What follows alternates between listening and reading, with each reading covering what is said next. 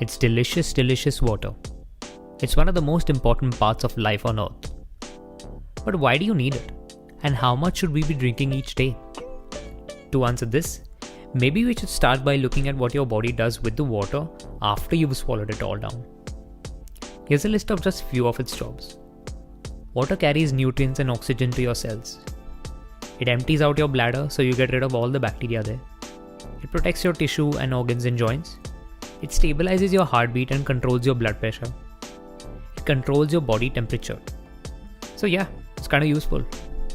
And that's just a few of its jobs. And when you consider that around 60% of your body is made of water, it's obvious how vital it is. The big question is, how much do you need to drink a day? Is it 8 glasses like you read online everywhere? Or is it 2 liters like all your friends have been telling you over the years? This is the Health Chronicle, and today we will try to answer the long debated question: how much water should you drink a day? The fact of the matter is, most of the amounts we hear are right and wrong. Let me explain. In reality, everyone is different, and the exact amount of water you need will depend on many factors. If you live in a hot country, you will sweat more and need to replace that liquid. The same goes for someone with a very active lifestyle like a professional sports person compared to someone who sits in an office. Then there are other factors like your sex, your weight, your height, and your specific genetics. And if you're a dolphin, then who cares how much water you need? How are you on YouTube? The truth is, no one has exactly the same water requirements as everyone else. And each individual's needs will change from day to day. But 2 liters or 8 cups is still a rough approximation. And for most people, if you get that much water, then you're good to go. However, there are 2 big misconceptions that come from the 8 cups 2 liter idea. The first is that you actually have to drink this amount of water as pure water, on top of everything else you do. You don't. Water is water, no matter how you ingest it.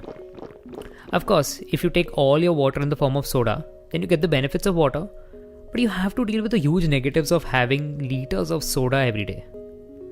A report from the Institute of Medicine said that as an average, women need 2.7 liters of fluid per day, and is 3.7 liters for men. That's all the fluid from eating and drinking, and it's normally an 80-20 split. 80% coming from drinking and 20% coming from eating. Your diet will play a big factor here, since if you're eating lettuce and watermelon for every meal, then you're getting a lot of water than someone who has peanuts and crackers. So you could get all of your daily water need from food, at least in theory. You might have to chew for the whole day though, but all beverages are mostly water. So if you find it a little boring or don't like the taste, then teas, coffees, juices, beer, all these do count towards your fluid intake. Some people say that caffeinated and alcoholic drinks shouldn't be counted as they dehydrate you, but this isn't true.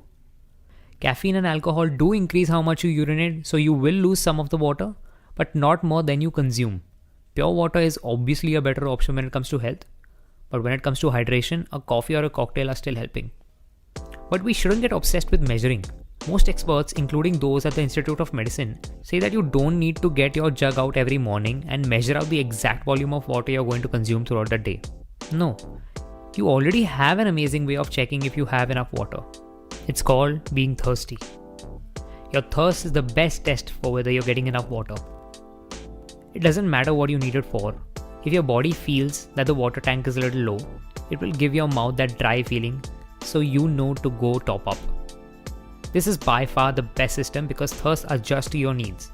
And as we have discussed, the amount of fluid you need changes from day to day and person to person. There are a few signs that you aren't getting enough water. Dark urine is often a sign that you are dehydrated. In most severe cases, you will also become faint and dizzy.